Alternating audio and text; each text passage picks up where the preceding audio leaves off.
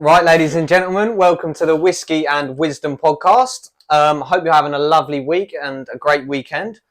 These are my co-hosts, partners in crime. So, listen, guys, you've seen me before. Obviously, I'm here every episode. My name is James Tayoro, and who are you? What are you doing? Who are you?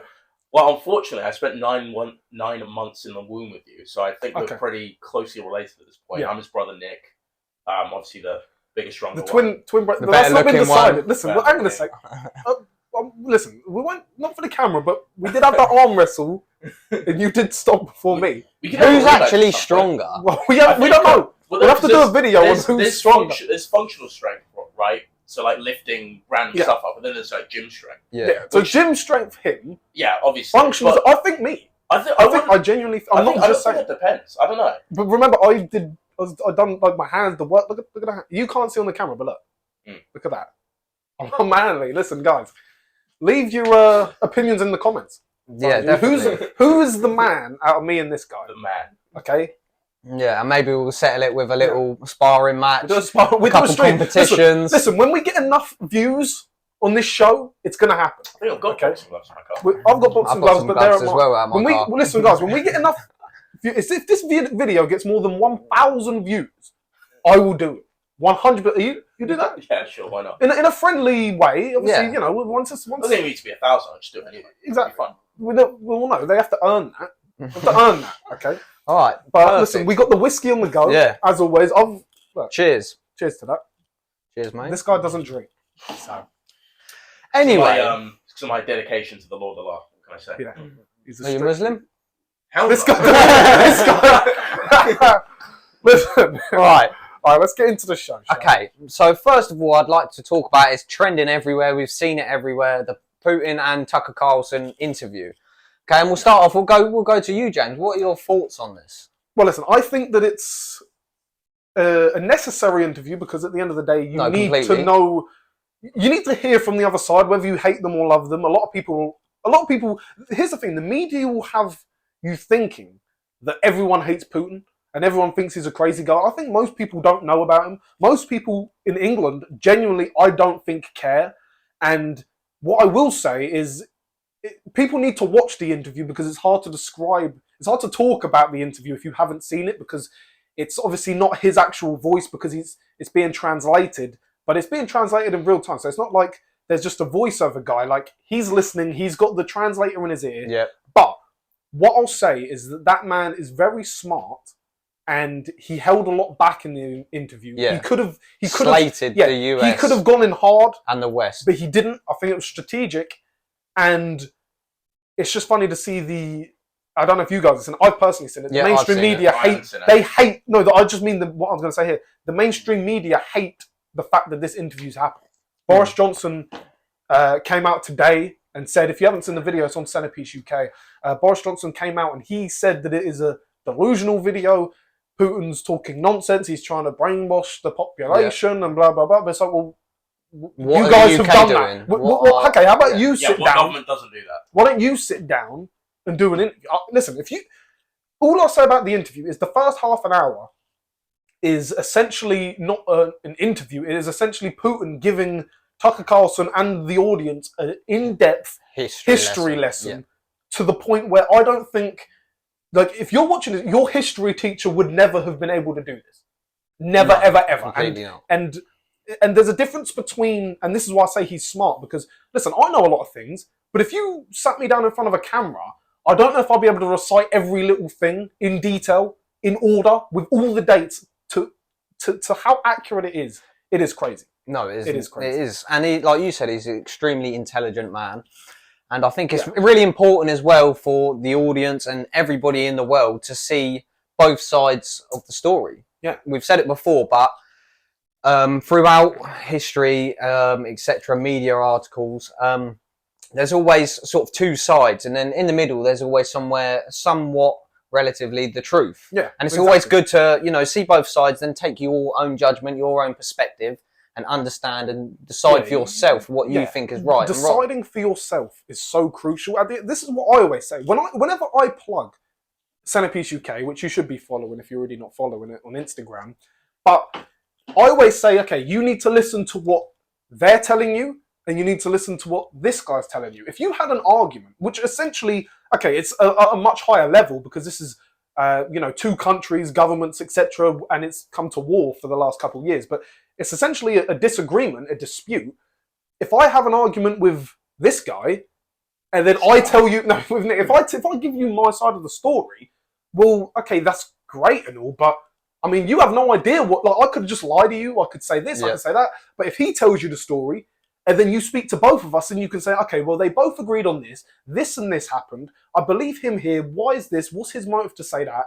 And yeah, you have a view. How can you have an opinion without hearing both sides? This is the first time any journalist from the West has actually interviewed Putin since the war began. When was that? 2022, or was it? Yeah, it was February 2022, if I'm not mistaken. Yeah. What are your thoughts on it, Nick? You know, honestly, I'm not going to say about what was said in the interview because I haven't watched it, so I don't want to put any misinformation out there. But you've got to.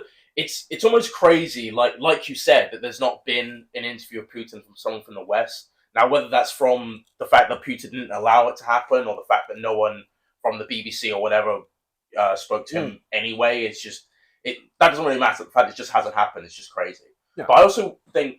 I think it's quite interesting that, because you got to think, right? If you're Vladimir Putin, you say that he's obviously very smart and he says about all this and all that. Obviously, you have to remember he has an entire team of people that work with him, probably rehearse with him about, okay, you're going to say this, you're going to say that, you're going to say this. Yeah. You know, to Tucker Carlson, to get whatever narrative he wants to get out there. Like, I don't know the history of Russia that much in depth. But obviously, I have ideas of what they're trying to do in terms of trying to increase their influence in terms of trade and all that around the world.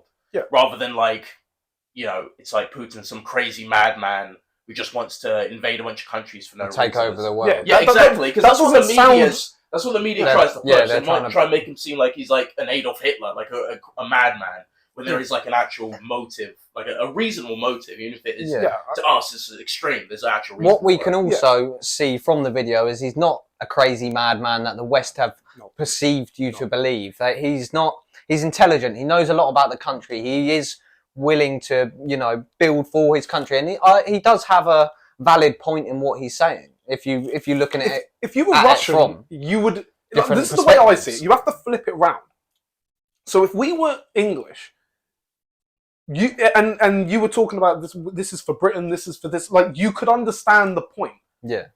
No, I said if we were English, but I mean if Putin was English, or this was an English politician, we don't have presidents, but let's say it was a prime minister who said that and had his point, and the idea is this is to protect Russia, this is to stop NATO on our borders. Let's say England wasn't involved, or Britain, UK, should I say, wasn't involved in NATO. Like, you understand where he's coming from, but obviously, if you're not Russian, you look at it differently. You say, okay, I get your point, but in all honesty, do I really care? Not really.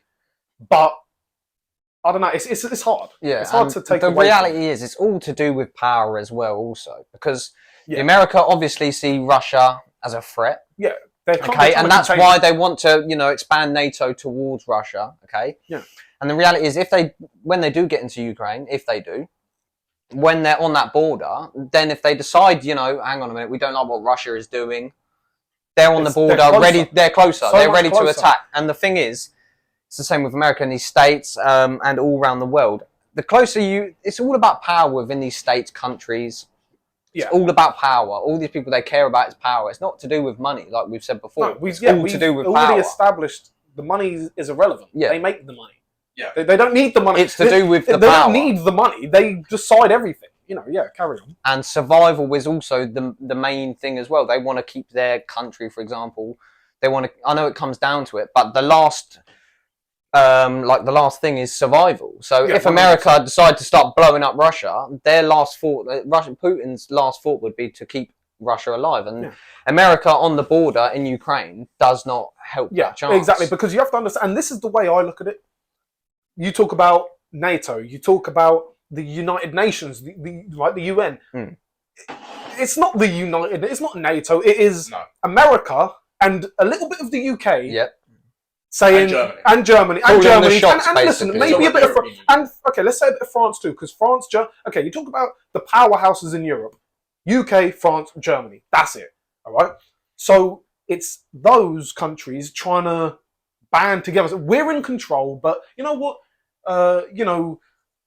Ukraine, yeah, you can come with us. Yeah, you're part of us, really, even though we're going to dictate everything. If you think, Ukraine join NATO. Ukraine have a difference of opinion to the United States.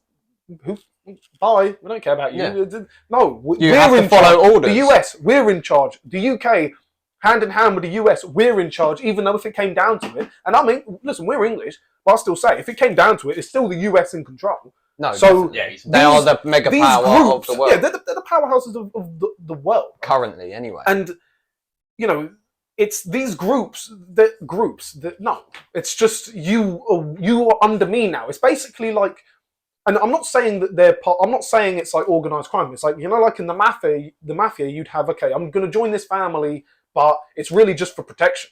Yeah. So I'm gonna be on his side, even though he's in control of me in each and every way. He's the mob boss. I can't tell him what to do. He's not going to listen to me unless he came up with the idea anyway. I'm basically irrelevant, but I've got this protection. Yeah. If you want to call it that. No, you're completely right now. Yeah. But just want to say, listen, Putin's calculated. If he's smart. If that's the one word, smart. Yeah, you would say calculated. And listen, and I don't mean this in a glorified way, but he's like a gangster. Yeah. If that makes, do you know what I mean? Like, he's kind of... Well, he's been in power for, 20 years? Yeah, he's been in power for a long, long time. Mm. Yeah, it was like 98 or something. He's been in charge for a very long time. So. I don't know how true this is, but I saw on Twitter X, but Putin said that he didn't like Tucker Carlson. He thought he was a snob.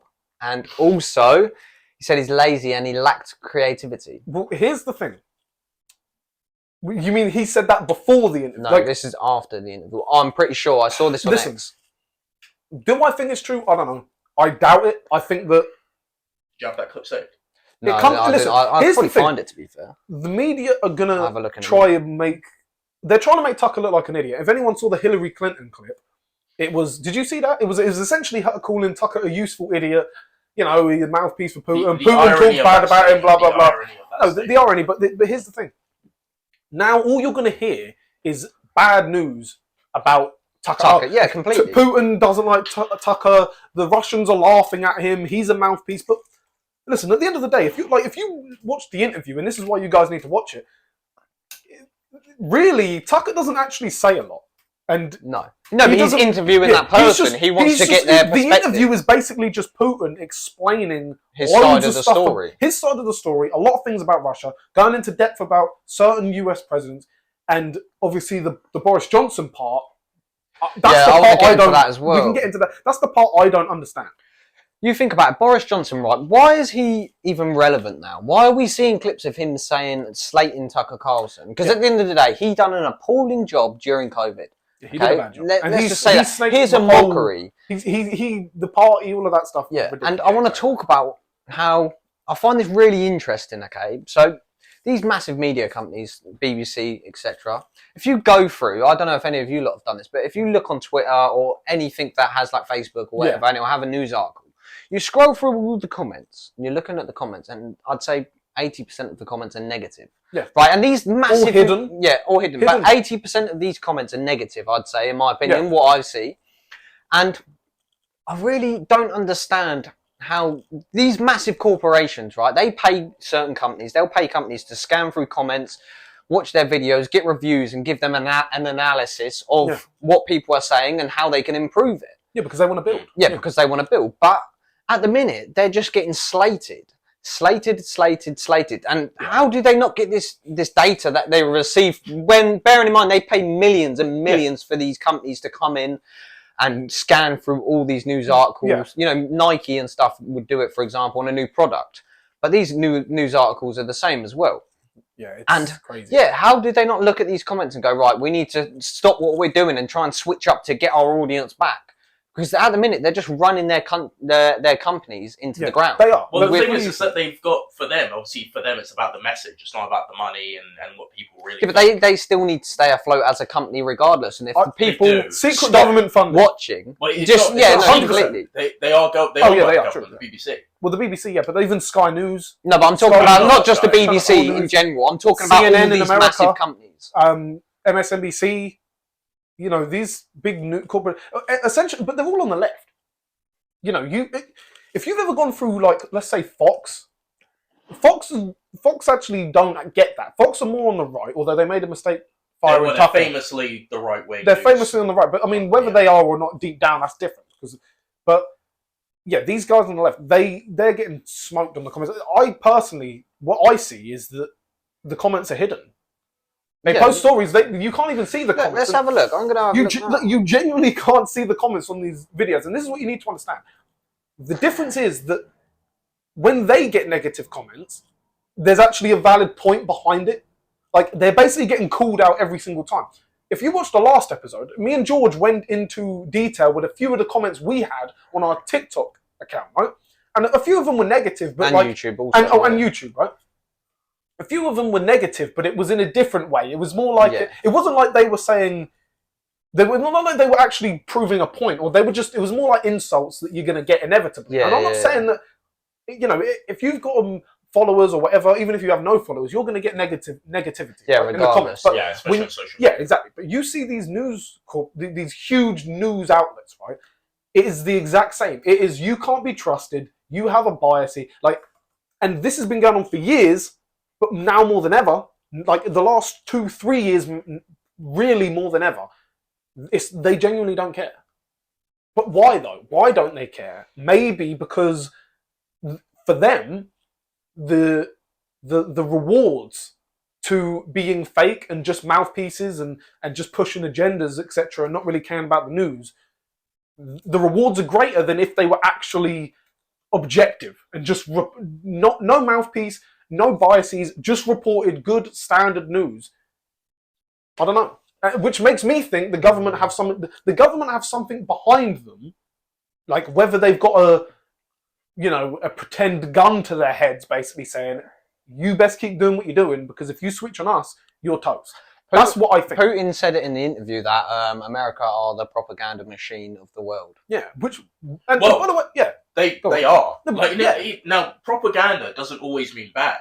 Yeah, right? Obviously, but realistically, right? Like, America's always going to push a narrative that is supportive of suits them. America. Yeah, exactly. Obviously backs up their invested interest. Yeah, exactly. Yeah, but this is the thing. So Putin says that, but we've been saying that. We've been saying that this whole show. Every single episode, I feel like we talk about this. Yeah. But guess what? When Putin says it, they're going to flip that again. So they're going to say, oh, well, Putin says this, so they're just going along with Putin because they're terrorists just like Putin. Then it is non-stop narratives. It is non-stop narratives. And actually, when it comes to, let's just say the UK specifically, because we first said about Boris Johnson, why is he still around? Well, the answer is because, and this is what I genuinely believe. He is pushing just the narratives. Because he's not the Prime Minister, just because he's stepped down, doesn't mean that he hasn't got he's not making phone calls every day. Yeah. Saying, say this, do that, this. Listen, it's the same with Barack Obama in the United States. You think he isn't behind the Biden administration? I don't know about you. I do. It's the same. Well, maybe not behind it, but it's definitely. But these people stepped down. Exactly, Party. These people stepped down. But it's the same in anything. The fact that people were so naive that they think that just because someone stepped down means they're gone. You've got some guy builds a business up. This is a hypothetical scenario. He builds a business up. He gives it to his sons or whatever. He steps down. You think they're not going to be calling dad still? Yeah. Hey, dad, this job, blah, blah, blah. Well, go on and do this, do that. He's still, the work never ends, especially when it comes to positions of power. If you think that position of power goes, crazy. It goes against human nature. Boris would have to be the crazy idiot that everyone, and I don't mean the media, I say everyone as in all the people I see on Facebook, Instagram, etc. Yeah. The public. He'd have to be as stupid as they think he is to just step aside and not have any influence over what's going on in the world, in the government. No, definitely. Well, how would you even, if you have to keep in mind these political figures, right? They've been doing this their whole lives. Yeah. It's like, how do you walk away from that? How can you walk away from it? You can't. Like, think about it. You wouldn't walk away from a money machine, would you? No. And we've already established that the power is greater than money. And the reality is, the funds that they are getting paid is taxpayers' money anyway. So Exactly. why would you not free money? Same with Zelensky, taxpayers' money. No, definitely. And yeah, I think we need to start voting in, having people that are potentially younger in positions of power. I definitely believe this because we spoke about this earlier. We were talking about Joe Biden, for example. How old is he? 81? 81. He's 81 years old, okay. Let's just double check. Yep. No, you But- keep talking. Yeah, anyway. Yeah, he's up. He's 81 years old, okay. I believe. Yeah, 81 years old. Jesus. Okay, right. So he is ancient, okay. He's ancient. He's past the... Keep talking, but you check the life expectancy. But yeah, of an anyway. American. Yeah, I think It's it's probably like 82 like or 70 75 or Is it- something. I thought it was 70. No, I'm sure it's younger than 80. It'll be 80 We or something. knew this Yeah, before. yeah. It's But- ridiculous. Anyway, in the world that we are living in currently, everything is moving so fast. Technology is expanding in ridiculous rates. Not just technology, everything else, social medias, whatever you want to talk about, everything is expanding so quickly. Okay? And we need younger people that are adaptable and not sort of stuck in their ways. When you get to 80 years old, for example, I know a lot of older people that are, your grandparents, for example, they might say, oh, I'm not getting a mobile phone. Or whatever, because they've lived their life like that. They're stuck in their ways. You need younger people that are more adaptable to come in and adapt with what's currently going on in the world, what's going to be coming in the world in the next 10, 15 years with all the advances in AI, medical care, etc. You need people that are willing to, adapt to these scenarios and can help push it in the better direction. 1,000,000%. You need a guy who can navigate through the world of technology. Yeah, not just technology though. You need a guy. You need somebody that's really flamboyant. Yeah, you need a guy with character and personality. Listen, here's the thing. Let's some fella that falls off a bike. Yeah, exactly, falls off a bike, falls off the steps, mixes up 2 days ago. No, you know the guy. You know the guy you're describing now. Donald J. Trump. Yeah, the guy. You're describing Trump, the real top. But here's the thing. Andrew Tate. Yeah, he's the actual top G. Trump's the G. But here's the thing with Trump, right? He's like 76. Even he's... but this is why...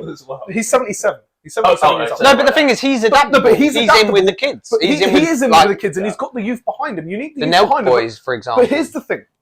Yeah. Let's go to the UK, right? Because it's all... We can come back to the US, but we're talking about the US and this and that. We talk about the UK for a second, right? Why is it that in the UK... Like, you just don't have a guy who's young, who's just comes through and says, you know what, I want to come through, I'm going to take over. And the thing is... Why is that? People will say, oh, you need somebody with experience, life lessons. I completely agree with that. But the reality is you're not going to employ a 19-year-old and give him the power to make the decisions of a whole country, okay? No. That's completely fair. We're not going to do that because that's ludicrous, okay? It's ridiculous. But... why not get somebody in, their 30s, 40s, even 50s, and just say, look, this person's more adaptable. Because there's people that are that age. This is the middle of your life. This is probably the peak ages, the prime if you're ages. A man, only men allowed. Yeah, not women. We can't have them in charge. But anyway, that is the prime age. They are the prime ages. Yeah, go ahead. Yeah. So why don't we have that? Why is it always people that have dementia or people that are senile? Because they can't be controlled. They can't be controlled. Listen, we said before, this is going to sound like conspiracy, but in this day and age, you have to understand anything that sounds like conspiracy in 5 years is probably going to be proven correct. So let's say that guy comes on. Let's say it's me. I come along, right, guys? I'm here. I've got a jacket on. I've got a shirt. I'm looking smart. Got a professional haircut, whatever you want to say. I'm running Prime Minister, Teoro campaign, all right? In a new party. You think they'd let that happen? The people in charge, knowing that, okay, guys, I'm here with morals. I can't be bought and paid for. No one's going to tell me nothing. You think they're going to let that happen? No way. The British political system doesn't work that way. They just don't. It's a very much like... It's a club. It's a club. It's a club. I mean, the fact we don't even vote on our Prime Minister, it just gets voted on by our party, like whatever party you support, whatever. That's in power. Well, exactly. So this is what I'm saying. And you have to touch kids to be in that club as well. Yeah, you've got to exactly. Do you want to be in that club? I qualify. You don't understand. I'm joking, but listen. On a real note, let's say Rishi Sunak, though, right? He's young. He's actually young. Like when you think compared to the guys. I'm talking more in terms of America. Yeah, but but let's say Rishi Sunak in England, right? Rishi Sunak, and this is kind of going back to Ukraine. 43. 43. That's not a bad young age, guy. yeah. That's quite young. Listen, he's 4 years older than Cristiano Ronaldo, who's still playing football. Yeah, Cristiano Ronaldo's playing. This just to put into perspective, he's actually not that old, right? But like, let's say he's in power now. Why can he not just be real and not be bought and paid for and not push agendas? Because you don't get into power. You need to think about the world as a business more than say for example, as I believe anyway, there's a few select families that potentially run the world, okay? Yeah. And you need to imagine it like a business. If I run a business, I'm the most powerful man, I'm the boss, and you come in and start saying, no, we're going to do things this way. I'll go, James, fuck off. Yeah, true. You're getting sacked, mate. When your family and like you've had that power of the whole world, you own the banks, you own this. You decide what happens and what people do. Do you think somebody coming up from that's lived a normal life and coming telling you what to do? Do you think you're going to have that? No, you're going to tell you because they're disconnected from the reality that we live. You understand? They're not normal people, but also you have to remember that presidents, all these things, they're just like the face of whatever party in the government. They're puppets. Like Joe Biden and Barack Obama, they're just like whoever the Democratic Party wants to push as to be the president for their interests. It's not about like what actually. Who's good at following orders? Yeah, exactly. Yeah, it's literally that. It's just like you're literally just the puppet. That's you are the chief in command, right? But this is like you said, a business, right? This is how I see it.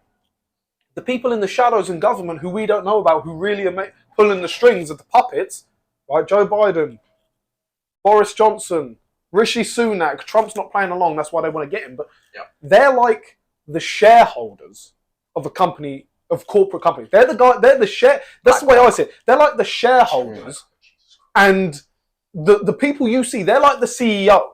They're like the guy they're like the CEO, the president, right? They're the guys running it that's on paper. But there's a CEO, but there's also exactly. Because you think about a big company, right? As we know a lot of big companies, right? You talk about these companies, okay. Yeah, there's the guy who's running it, making decisions on paper. Like his signature is the one that counts. He's the one who says, "I made this decision." But who put him there? The shareholders. People, you don't know the names of the shareholders to these big companies, or even for the audience, if you're not too political and you don't know too much even about the business side, let's talk about football clubs. I know you two boys aren't into football too much, but talk about football clubs. All the names you hear about, they're CEOs, they're presidents, director, manager, like sporting director. They're not actually in charge. Like they don't have the power because you know what happens? The people in power delegate the spotlight to someone else. Yeah. Because they don't want to be seen. Exactly. So fucking up and making them decisions. Exactly, yeah. So it's a good point. No, definitely. It's a good point. It's like business. No, it is like business. The world is like business. Yeah, 100%. Completely. And yeah, I think, like we've said, they are just puppets. They are chosen, and I believe that they are specifically chosen for that role. Okay, they're probably analysed deeply through. There'd be background checks. Deep analysis on this person. They'll probably tap your phones. You probably don't even know it. Is he going to be, fucking me over? Is he going to be doing this? They're going to analyse you completely. And like, imagine if me and you or us three decided to, join the police force or whatever. They'd see these videos and go, no. Yeah. If we wanted to go into government, for example, a government working job, they'd probably look at the videos. He can't be contained. These boys can't be contained. They would look at them. They aren't mouthpieces. They can't be bought and paid for. 100%. Well, I wouldn't be allowed in the police if they asked me the question, tell me a joke. I'd get kicked out the door immediately. Yeah. Plus, they'll ask you what a woman is, and what's a woman? I'll say an adult human female or a biological female. Okay, no, wrong. See you later. Yeah, it's crazy talk. What I don't understand, right? Let's talk about Joe Biden because he is just such a clown. Yeah, okay? And he's in the news right now. Yeah, he's everywhere. But right, so the people in power. They've obviously put Joe Biden in the spotlight. Yeah. Do they not look at what he does and think, what are we doing? Because the reality is, they know people aren't naive. They know me and you and everyone that lives, the population, they know we're not naive, and we see the clips of him. Things are going to get out. We see him falling over. We see him muddling up his words. Can't even make a sentence together. Okay, do they think we're that naive? But then I think like, is that part of a game? Is that part of a distraction? I think it is. Is all this woke agenda stuff part of a distraction? Are these people that are, you know, absolutely mutilating themselves, cutting their dicks off, whatever, are they just collateral damage and it's their problem? Do you see what I'm saying? They don't care if you cut your dick off and your life's ruined and you top yourself. Do you see what I'm saying? You're just collateral damage. Do you see what I'm saying? I think they have a guy... Okay, they're saying, as long as you push this, this and this, well then all the other stuff that you let the public pressure you into letting kids chop their dicks up, okay, yeah, fine, we don't really care. But as long as you do this and this, sweet. As long as you don't let that... I personally think, and you can give your opinion in a sec, but I personally think that they underestimated like how many people would actually look into him, but they also thought they were banking on Trump fucking up. Yeah, but the thing is, I think they were banking on Trump fucking up. We're assuming that we're as smart as these people that have the knowledge to everything. These families and etc. They have literally the power for everything. They have all the technology. They have everyone's data. They have everything that you could possibly imagine. Money can buy literally anything. The science, whatever. They've got literally medical care. Anything you can imagine, they've probably got. Why are we thinking that we're sort of smarter than them? Do you see what I'm saying? Surely that's part of the game. They're trying to sort of play off that we are naive, and they're trying to play you off like, okay, yeah, you should believe in, I don't know, for example, this woke agenda stuff. This is sort of like, I don't know, it's like a game almost, you know. Oh, look, they're falling for that trap. How stupid are they? And we're sort of playing along with it, saying, oh, yeah, like you shouldn't be doing that, but it's just more division to keep us divided between woke agenda, race, whatever. I think, going back to what you said about division, right, I think the kind of what about Joe Biden, I think it splits into a couple different points. Yes. The main point, in my opinion, right, is that if you look at Joe Biden, it's like, yeah, he's crazy. Not crazy. He's just wildly senile. Yeah. I mean, he's barely a functioning human at this point. Like, if you put him in the Mummy, right, you'd think he should be on set. Yeah. But in their mind, right, it's like he's better than Donald Trump. Right, because but surely they can pick somebody else better than Joe Biden. It's too late. That's the thing. Elections in what, 6 months? 6 months? 6 months, yeah. But they put Kamala Harris in as vice president because, like, look. If worst case he dies, then obviously she just becomes president. But she's a woman, so that's not good. But they're relying on that because then, okay, let's say and she's not even black. She's one quarter black.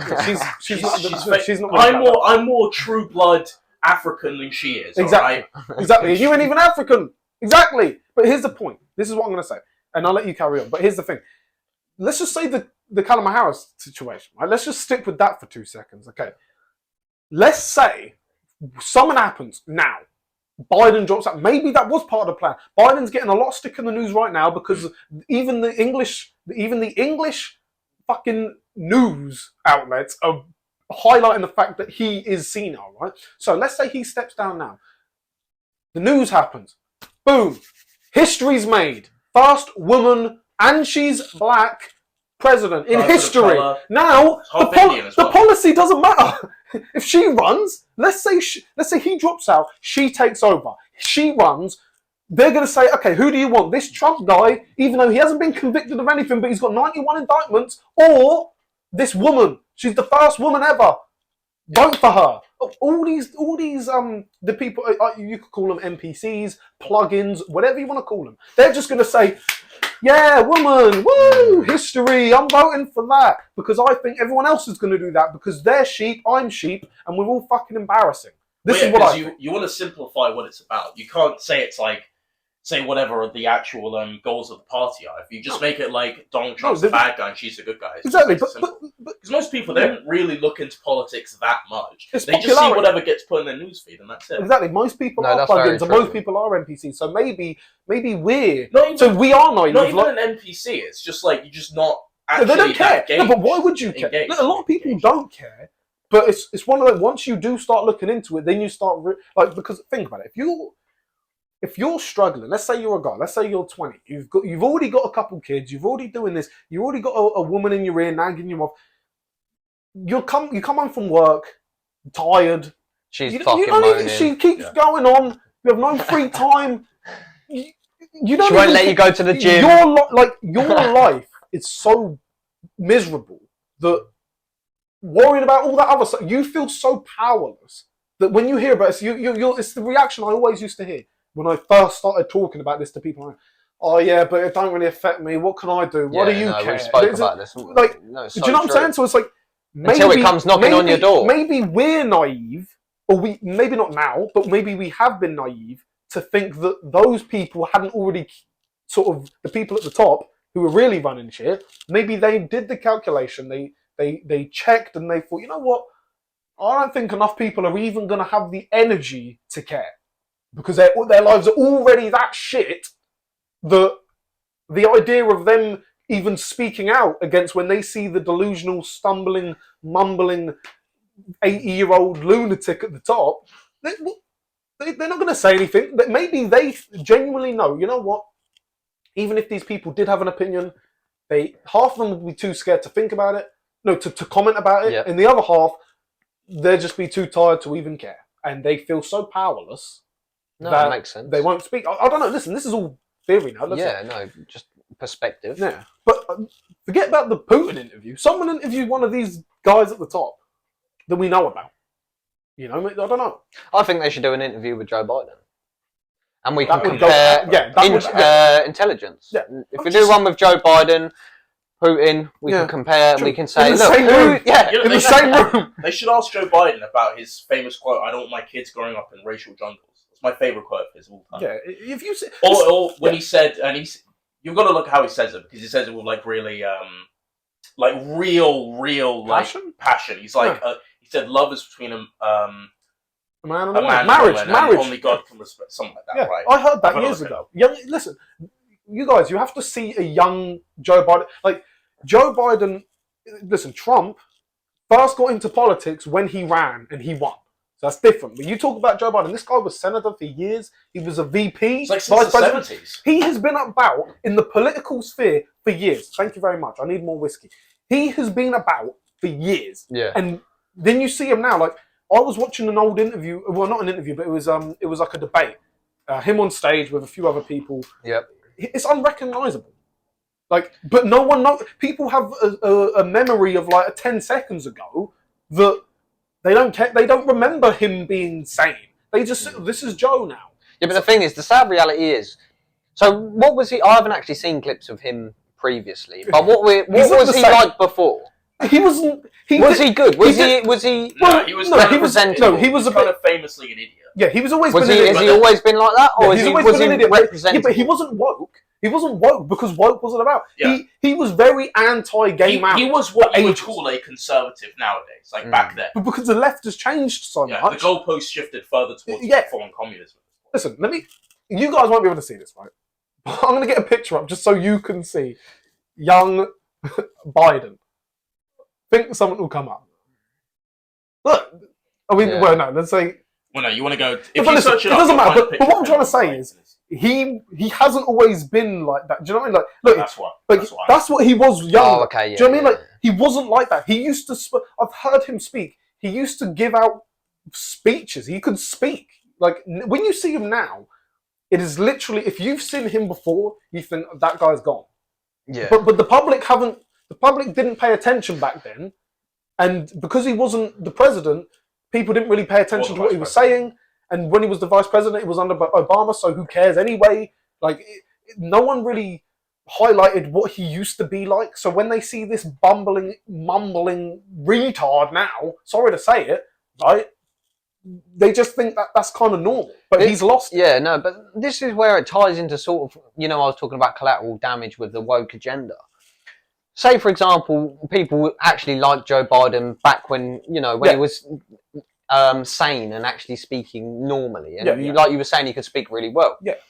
He's going to die, and everyone's going to just know him as this mumbling, bumbling idiot. Yeah. Okay? And that's the sad reality of it That's the sad reality of it. He will just be that collateral damage. Everyone's going to think, when he dies, they're going to go, oh, I'm so glad he died, you know, or whatever. Because he was just an idiot. He's a clown. Maybe they won't say that. They will.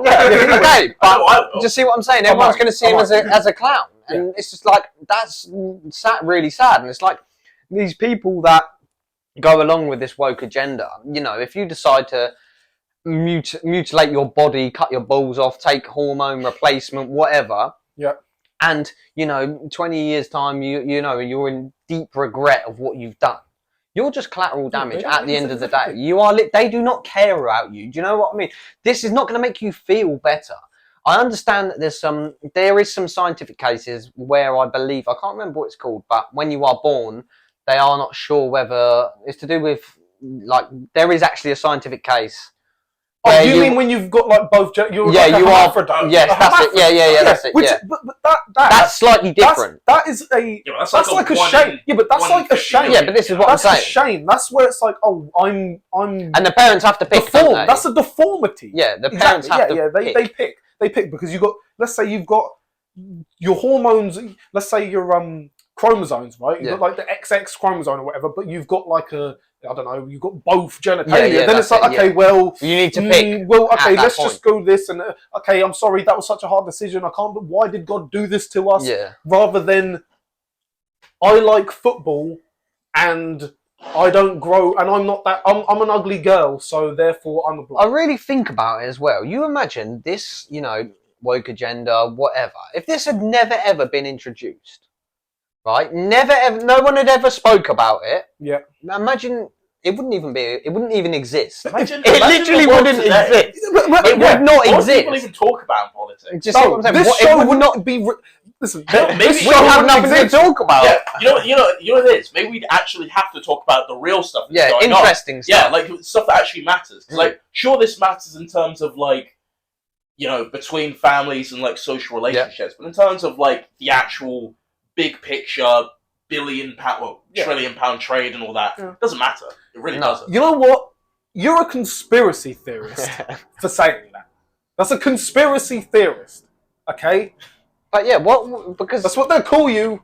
It's just your perception being manipulated. And I love to go back to this word perception because it is literally, I think it's probably my golden word. Yeah. Here's to perception. Here's to perception, okay?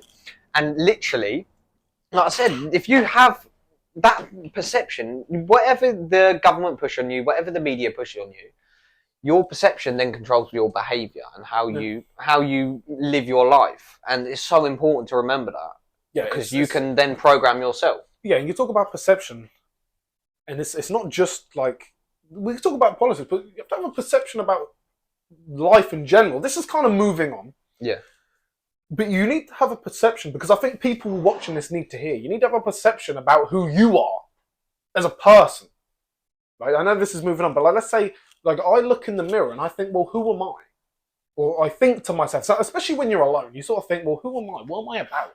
What do I do? See, the thing is, I actually know the answer to that question. When you look in the mirror, you think, who am I? You think, I'm Andrew Tate. Maybe. I'm Andrew Tate. No, that's what this guy's thinking, right? But this is genuinely the truth. This guy. No, but this is genuinely the truth, right? Let's say you're thinking, who am I? Right? You need to make the decision. Like we said before, you need to be the type of guy who can have your own opinion and who does what's right every single day. Right? This is a little plug for our Telegram channel. Yep. Right? Get inside the Telegram You need to be channel. inside this Telegram group. And the reason you need to be inside it is because you need to know you're not alone. I think we said before. People. What did we say before? We said about team. Right? You need a team. You need brotherhood. That doesn't have to be blood brothers. You just need boys around you who are all on the same mission. No fucking gay boys. No, real none of that boys. shit. Just real boys men. who are getting down. I was going to say, right? And you have to think about who you are. Then it comes to decision making. It starts perception. Okay, this is a perception of who I am. Okay, what does that guy do? Okay, I'm going to do the things that guy would do. So then I get up here, the guy I want to be. The guy, because really, your perception of yourself, I think, should always be greater than what you are now. Do you know what I mean? Like, it should be a level up. Like, that's the way I personally...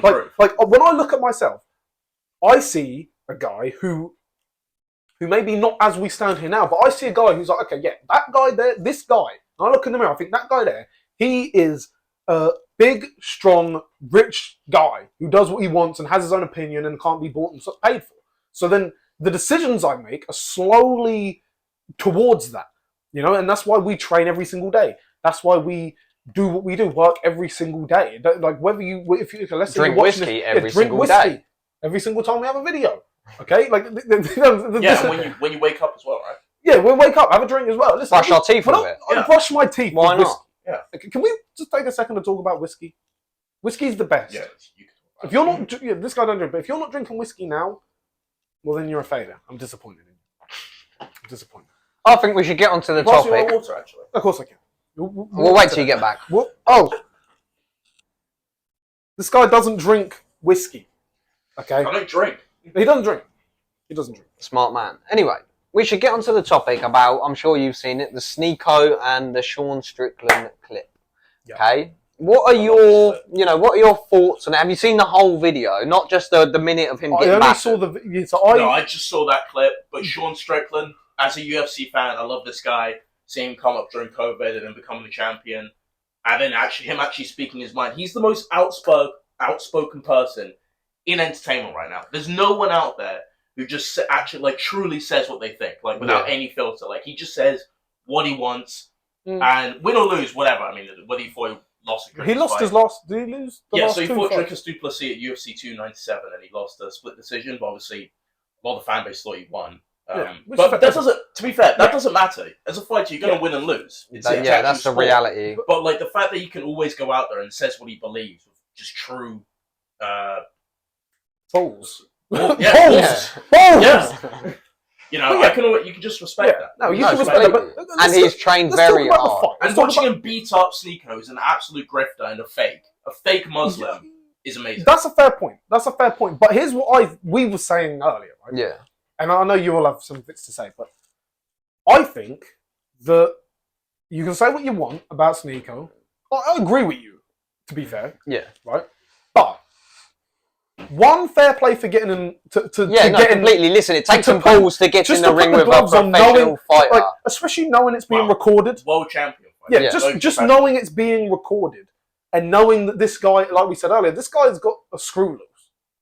Like, he's not... Yeah, he's not right. I was going to say... You were going to say, yeah. So basically, in my opinion, after seeing that video of Sean Strickland batter Sneako, okay, and like I don't know if I agree with it or not, but I think that Sean Strickland might have some demons, potentially, that he can't control. That's my thought on... Do you guys know about his childhood? Yeah, this is why I'm saying it. He has these demons. But you can never get away from that. Completely. Listen, I can't put myself in his shoes and see what he's seen, or anyway, and live his story. But he doesn't seem to have control over them demons just yet, in my opinion. No, from seeing that 1 minute clip, that's all I can say. Yeah, and he literally, was it 295? Yeah, MSG. He like literally jumped in the seat behind him and attacked. Yeah, but listen, you need this ruthlessness to be in this type of sport. But at the same time, you need to be able to disconnect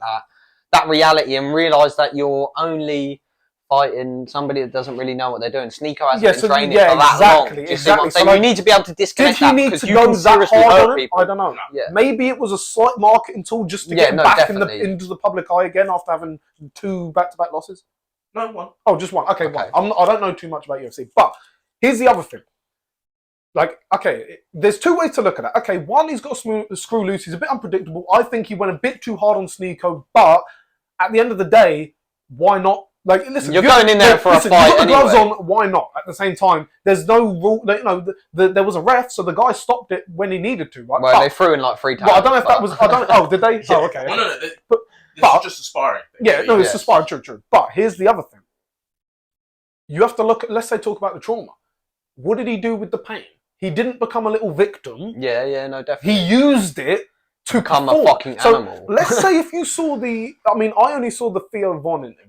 Right? Yeah. I've just seen clips as well. I watched the interview, right, and it goes a bit deep, right? And you see he's got a bad childhood, like you just said. Yeah. But if a guy like that, now, yes, it's in America, so like I always say, if you're in the West, you know, if there ain't bombs dropping on your house, like in some places in the Middle East, okay, there's not many excuses, right? But if he can even use that and then go to do what he did, then why can't you? Why can't you guys watching who were crying and complaining because your mum took your PlayStation? Yeah, because she took your Xbox, or because your girl left you, or because you've never had a girl and you're crying about this and that. Like, why? Like if he can turn that. Now, yes, I'm not saying he's perfect, but I'm not saying use him as an exact role model in every aspect of his life and personality. But if he can use that to become something, well, then there's no excuses. You know, like, that's the way I see it. No, definitely. That's the way I see it. He is a very, very talented fighter, and I think that trauma that he's had he's used that to propel him so much more than he probably would have if he didn't have that trauma. Exactly. He wouldn't be as good as he was. I think it helps you push. Yeah, no, I think it helps you push. You know, when you're pushing for something, whether you're on a run. Was it his dad that done something? Yeah, so do you dad, want to give it a little bit of backstory? Yeah, a bit of backstory. So don't go full Putin with it, but I'll just give a quick rundown. Go ahead. I'm not going to act like I know every single detail. Yeah. But basically, him and his mum and his dad obviously will live together, and his dad would obviously constantly abuse him and his mum. Yeah. But like literally every day would say like, I'm going to kill your mum. Like, I'm going to kill. Yeah. I've seen this. To the point where he'd have to stay in the bed with her under or something like under that. the bed. He was saying he stayed under the bed. He was staying under the bed because he thought she was going to be killed. He'd be scared. He was really scared. This is one of those. It's a story that's so horrifying that it's almost too. It's like actually. You don't want to believe. It's almost not believable, but it's obviously it's true. It's his life, but it is disgusting. But I don't know. Like I said, he's an amazing fighter. But in my personal opinion, obviously, like I said, I haven't been in the scenario. But as it comes down to being a man, you should be able to control them demons that you do have and use them when you can. Yeah, that's my honest opinion. But like I said, he is amazing. You can't take away what he does.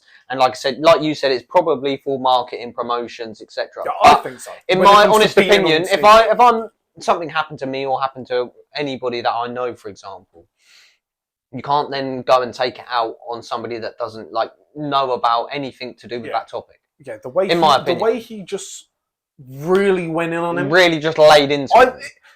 Look, he could say, he could easily say this. Sneako might have thanked him. I don't know. I didn't watch the full. No, he did. Yeah, I saw it. After. You could literally say, you know what? Thank you. I needed that to know where I really stand amongst the amount men in this world, right? But at a certain point, I was thinking, okay, just let if you're there, maybe you think, okay, I'm going to teach you a bit. Do you know what I mean? I'm laying into you. Lesson. Let's say, okay, he lays. He could have laid off him a little. The last 10 seconds, could he have stepped back and say, okay, now give me something. Now give me something. Okay. From my understanding, he sparred him a little bit of back and forth, but then once he really gives him a beating, he's drawn the blood, he's busted his face up. Although it wasn't as bad as you may think. No, it wasn't super bad, really. But busts him up. Sneako's still standing, which is fair play. So then it's like, okay, now go ahead. Now you channel your anger from what I just did to you in the moment.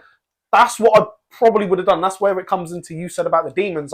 If that guy never came in and grabbed him, what would have happened? Would he have stopped? I don't know. But this is where you need to look at it in terms of a school shooter, for example.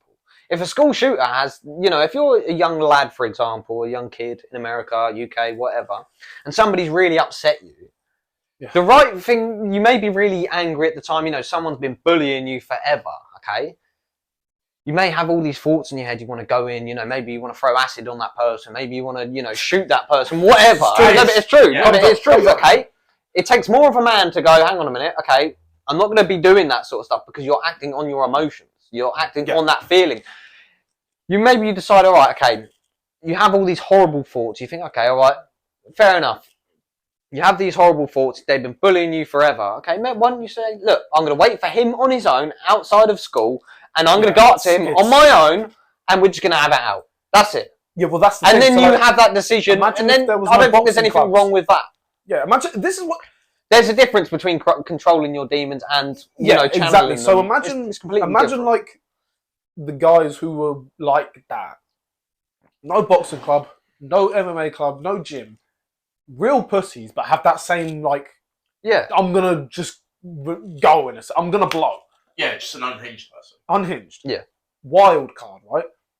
That's what, it is dangerous. No, do you know what I'm saying? Like, and that's why. But you need to be able to control your emotions, and that's why, or like, they will control you. We always say, like, I don't know if you say it on camera, but I always say, like, you need to be calculated. You need to be controlled. Like, you can't be the angry guy who's just going to start screaming and shouting in a minute. Like, yeah, okay, there's a time and a place. Someone tries you and your family, yeah, sure, do what you. But like, when it comes to like little arguments and this and that, like, it needs to be controlled. If I'm getting bullied, right, I ain't gonna go shoot up a school. No.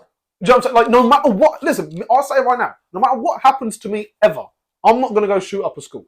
So these people that do, the people that do the acid attacks, blah, you know, there is a lot of unhinged people out there, and yeah, it's dangerous. It's dangerous.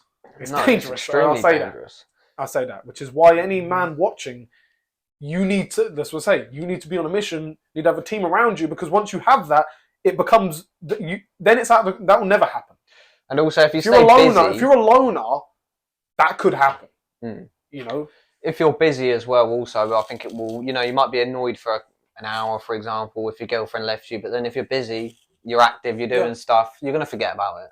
You're going to use that emotion to channel it into something important. 100%. That's definitely a good thing to remember. And look, guys, I'm going to... What's your thoughts on Sneako, then? I want to get your opinions on Sneako. He gave his. What are your honest thoughts on him? I'd like to know. Be honest. From the outside perspective, obviously, as we don't know him. Honestly, we don't know. We don't know him. We don't know him. He doesn't know us. Well, we've heard of him. He probably hasn't heard of us yet. But well, come on. Look, for all I know from Sneako, right? Because I know he used to run with Mr. Beast or something, right? I think he used to when he used to. I think he knew. I don't know if they recorded a lot, but they did. I don't know. It was something. I just know he had some sort of relationship with Mr. Beast when it comes to making videos. But it's like Sneako is just 100% just a grifter who just moves on from community to community to make money, and that's it. I mean, if you just look at what he did with like I don't even know what you call it. We'll just say like the modern red pill movement, like with Andrew Tate, right?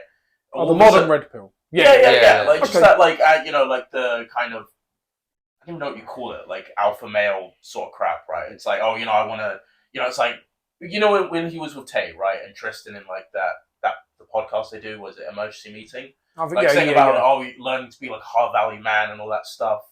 And then obviously becomes a Muslim after Tate becomes Muslim. All these things, right? Basically just becomes like, literally just wish Andrew Tate.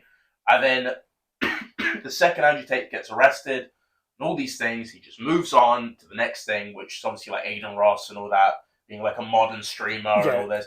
It's like, and like, even just going to like the gym with Sean Strickland, it's like Sean Strickland's huge right now. So it's like him going there is just trying to get some leech fame off he does his always. Yeah, but I think as you get bigger, influencers do this between each other anyway. Is what I was going to say. Like, at what point is it business? Like, you know, like let's say the fakeness. And I'm not saying he's not a grifter.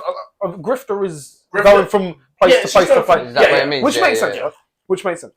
I just want to know, and in case you guys didn't know what a grifter is, you know, just so everyone. But the thing is, right? I get what you're going to say, because you're going to say about like. Say like YouTubers in terms of marketing. Yeah, but you got to remember, like, there's one thing being like moving from gaming, YouTubing to podcasting, trying to stay relevant and all that, right? But then it's like he's literally became a Muslim and changed the religion and all these things. Well, that's what I was going to say. But I was going to say, like, we can't say for sure that he's not actually reverted. Is it reverted to Islam? Reverted. No, converted. No, it's reverted. I believe it's reverted to Islam, converted to Christianity and Judaism. So, was he a Muslim at some point before? No, but that's the word they use. That's the word they use. But I didn't know that till the other day. I actually just heard that. No, it is. But let's say he's a Muslim. Now, is it real? Maybe. But okay, even if it isn't, right? Okay, let's just say because this is the way I look at people, right?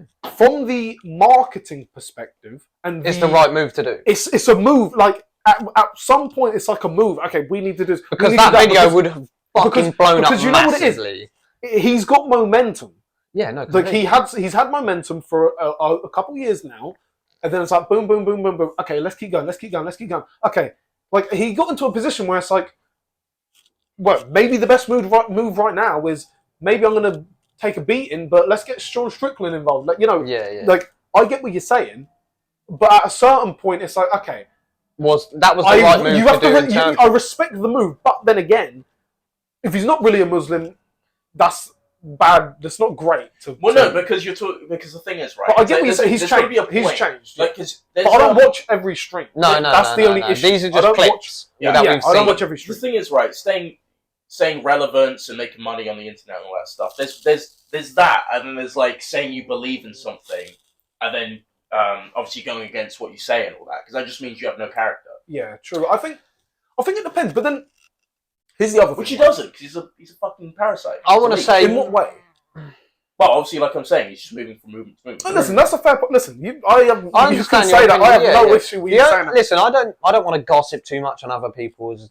To be honest with you, it doesn't affect my life anyway. But in my opinion, the only thing that I dislike what Sneako done is, so you have the tapes, for example, and they sort of brought him into the mix with the emergency meeting, etc. Yeah. Okay, they sort of made him relevant. And they sort of pushed him and helped him grow. Nothing wrong with that. That's completely fine. You want to keep the people around you, and you want to push them, and you want to help them accelerate in life. Yeah. But then he decided, you had Zerka saying all this shit about Tate. And he was hanging around with Zerka. This is what I'm saying. This is the only thing that I think, okay, mate, that's a bit snaky. Do you know what I mean? Exactly. That's probably the only thing. What he's just said. That's the only thing that I think, okay, that's snaky as fuck. Do you know what I mean? They've done everything for you. Unless obviously we don't know what's going on behind closed doors. He had his own channel, and it was big, but it wasn't the same. It was more like, if you're into him, you're into him. But it wasn't like he's expanding through this, that, and that. Like, I only heard of him through Tate and Fresh and Fit. Because they've got so many clips, and it's not necessarily just them putting out, but you got all the affiliate channels and blah blah blah, all the Instagram clips. That's what's putting him more in the spotlight. And like you say, let's say that Zerka, and that's where you say, okay, yeah, it's a business move. Zerka gets views too, but he wasn't that big though. Exactly, Sneako was bigger than him anyway. Sneako was bigger, and this is the thing. Like me, listen, if someone's talking shit about you two, I'm not gonna go hang around with them and then record myself. We're on a street, so I get what you're saying. I do get. That's the only thing that I thought. That's snaky as fuck. But then here's the other thing. There's a second way to think about it, right? Let's say, because there must be fans out there of Sneako who have probably changed their life because of the things he says. Maybe it's like when you got what was that guy, the Liver King or whatever. And he's on roids, but who watched the Liver King and actually went to the gym real? Yeah. So maybe he changed people's lives. So maybe Sneako was in a position where it's like, okay, maybe he is a grifter. We've never met him, but if he has got people to have their own opinion, or got people to speak their mind, or go to the gym or whatever, maybe that's enough to where you say, okay, you know what? Maybe I wouldn't make the decisions you made, but you've made more of a difference in a good way than somebody else, than some of these other clowns that we glorify. No, completely. So there's anybody that pushes a positive message is a good thing in the world. It's a conversation to be had. Can I just say one more thing? Yeah, go on. I'll say it into the mic. All this that we're saying, right, is just opinions and all that based on what we've seen. But one thing that is an objective fact is that Sneako is a cuckold. This guy don't like you. I don't hate Sneako. I don't you sound like you want to get in the ring. I don't hate him personally because I don't even know him that much. But it is really funny to make fun of him because he's a cuck. That's really you want to get in the ring with him, don't you? That's what it is. Sean Strickland. I'd actually rather fight Sean Strickland. He'd beat me up. Yeah, but it would be awesome. It would be fun. I'd love UFC. I'd fight Yoel Romero if I could. I don't know who that is, but let's just say he's the scariest human being ever. That's why. Okay, but let's just say, he is all these things, but but forget about that. Forget about what he is. But forget about what he is. I always say this, and I've said it many, many times. If they're successful, you can hate them, but you have to respect the success. Of course, you should. This is what I'm not taking anything away. Exactly. This is what I say. Some of these woke people. Sam Smith. He's worked extremely hard. He's disgusting, and he's evil, and he's degenerate, and he's fucking up a generation of people. All the kids that are listening to him, he is actually fucking up. Forget about all the red pill boys. Forget about this. Forget about that. Forget about fucking Putin. Any of that. This is a guy who's actually fucking people up, right? But he's marketed well. He's rich. No, he's done a fucking very good job. So when you take your emotions away, it's like, okay, fine. You're an idiot. I don't like you, but I respect the fact that you achieved I'm not saying I success financially and that was the only comment with the Andrew Tate thing and the Zerka thing. That was the only comment that I had. No, 100%. That's a good point. That's the only thing that I want to be around people who, and that's probably why they don't. Maybe they don't speak publicly. But then again, we don't know who they speak. Yeah, no, completely. But listen, let me switch it up a little. Yeah, let's get into another conversation. This is a conversation. We don't like to gossip that much. Made fun of it's enough. Yeah, so well, and that's a little bit. But okay, a lot of you guys may think, and this is a bit of a controversial topic, but that's what this show's about. That's why we got the whiskey, so that we talk about these things. And whiskey's the best. So I'm going to talk about a guy, footballer. Everyone knows him. Maybe not you guys, right? But Sadio Mane, right?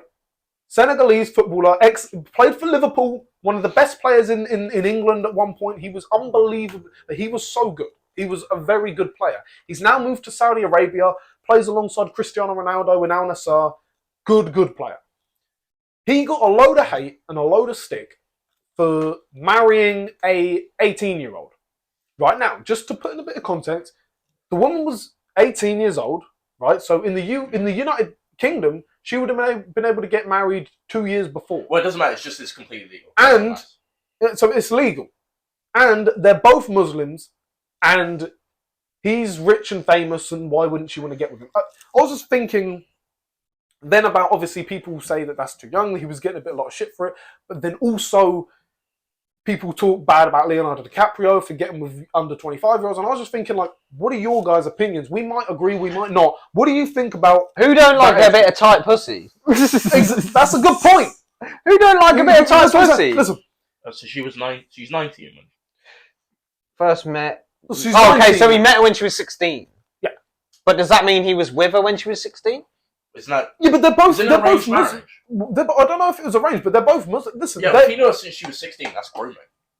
Yeah, but is it though? No, she can get married 16. in 16. 16 she can have sex at 16. In the UK, I don't know what country they got married in. Listen, but it's like Elvis Presley. His wife was like fucking very young. I think she was like 13. I'm pretty sure. Let's have a look. No, honestly. I didn't know Presley. Oh. Let's have a look. No, I'm pretty sure she was... Listen, guys, we fact check everything. To a certain wife's age when married. I'm sure she was... So, Elvis Presley died at 42. Where does it come up with their age? Well, who she was very young. If you check her now, is she still alive? I don't even know.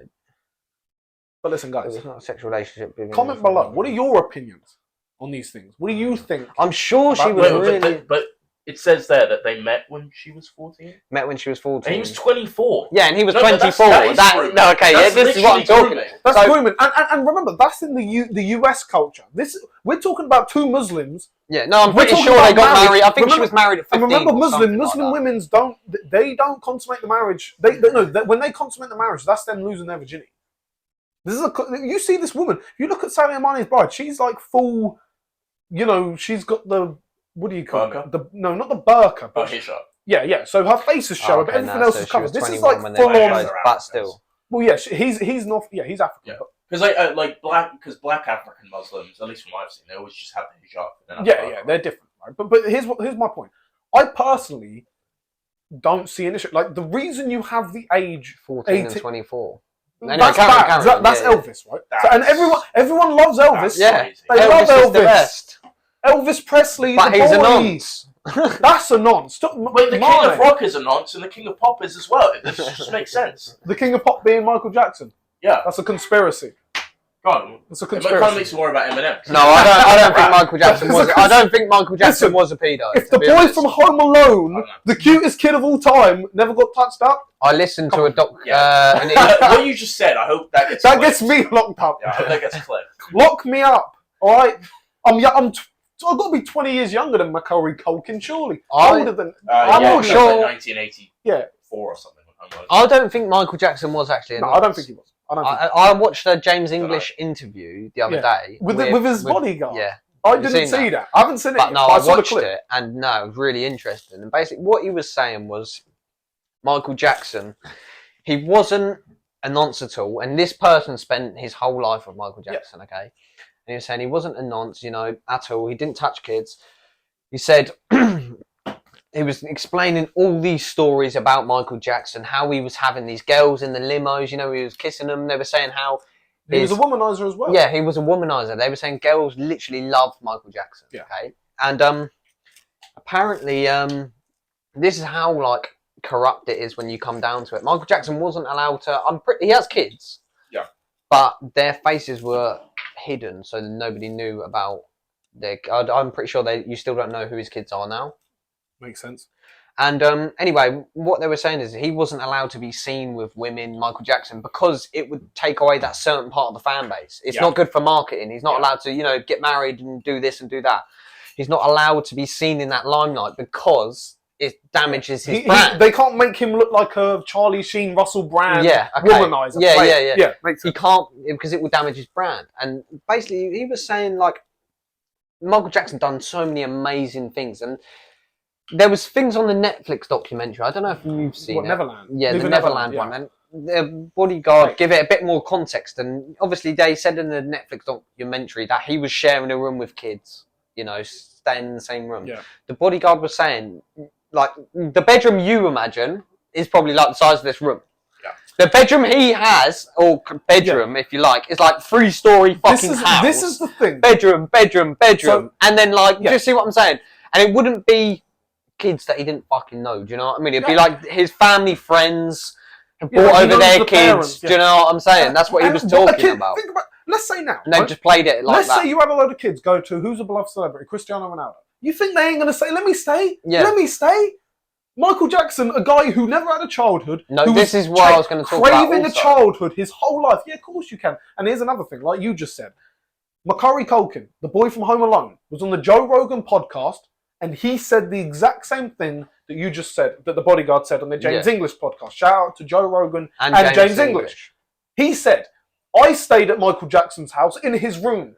He said, his room. You don't understand. It's not a room. His room is your house. You have no idea. He wasn't talking to Joe Rogan like when he says you don't understand. But he's saying, but he says like you, as in everyone who's talking about it, you don't understand. This guy was rich. Okay, this guy was rich. His house is like a estate. His room is like your house. And his bed is there's the bed there. Yeah. Again. You wanted his bed. What was his bed? If you got 30 beds in a house, what is your bed? Like, do you know what I mean? Like, it's context. Exactly. Plus, this would have been in the 80s, right? Because at this point, he would have released Off the Wall, which sold 45 million. Bad sold 50 million. Well, he was the richest guy. And Thriller before that was like 65 million. Yeah, he was this famous, right? Apparently, this is what the bodyguard was saying.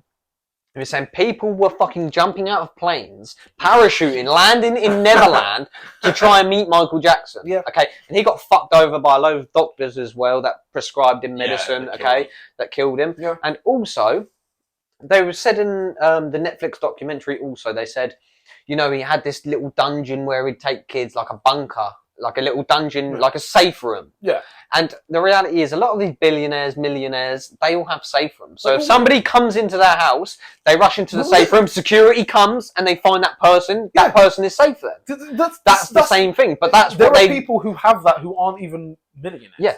But this is, like I said, this is, the narrative that they are pushing. Oh, he had this, like, sex dungeon that he went and touched kids in. He didn't actually. This was a safe room, which a lot of people that are in this, in this limelight, whatever, famous millionaires, like I said, they have these things in place to stop their life being in danger, because Michael Jackson was literally so fucking famous. He was a target. This guy is... He was a target. Imagine, let's just imagine, right? This guy, for the majority of his life, couldn't even walk down the fucking high street. No. And we're not talking about an average, we're talking about where celebrities are. Hollywood Boulevard or LA, New York, where celebrities are, Miami. These places that are where celebrities can go and kind of live normal lives because there's so many celebrities around them. This is the guy who walks, if he's in the same room with, at the time, the Queen of England, he's still getting the attention.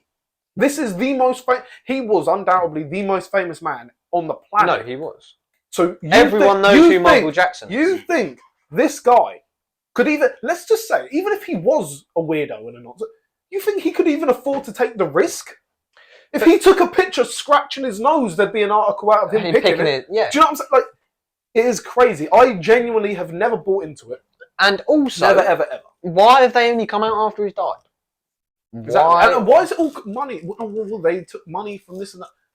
Just go ahead. Definitely. And his bodyguard was saying that, you know, he had basically, it works in terms of insurance, and he had, while Michael Jackson was still alive, there were some people calling in trying to claim for insurance to get money off of Michael, saying, you know, he's touched me, he's done this, whatever. And Michael said, look, I want to take them to court and try and pursue this in court, but the insurance company just paid him out. Okay, so the insurance company just said, look, we're just going to pay him out, and that's it. And then he ended up dying, and then it ended up, obviously, why is he paying them off? It looks like that, but Michael was trying to take him to court, but then, unfortunately, he died. But guess what? That guy's podcast with James English is going to be censored. You're not going to hear about it. It's on YouTube, actually. If you listen to it, it's really interesting, to be fair. Like I said, obviously, he was with Michael Jackson his whole life. And this is just a fella, I can't remember where I think it was from, like, Dorset or something. He's English. Yeah, he's a British guy. He's a British fella. Just a normal British fella. I don't know if he was from South Wales or Dorset, wherever he was from. Shout out you, by the way. A really interesting podcast.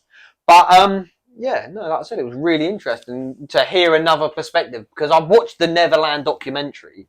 Yeah. And they made him look so bad. But then we need to look at who else have they made look so bad? Yeah, the other side of the story also. But who else have they put through these procedures? Russell Brand, Andrew Tate. Who else have they created these documentaries about?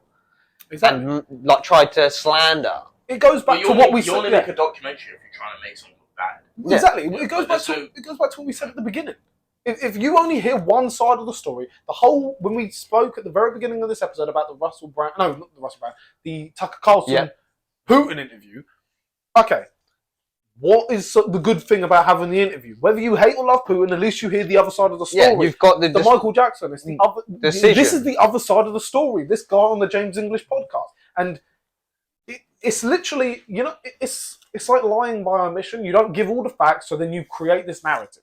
Yeah, you know, it's if you want to make, and you could do this with anything, right? You could make a documentary about how the sun is blue, and if that's all you have, if you've only got people who are affirming that, there's no other opinion. You've got 10 guys. They're in a long white jacket, so it looks like they're a real scientist, and they're in a computer, and they've got a doctor because they went to university for 5 years. They've got a PhD. They've got PhD, right?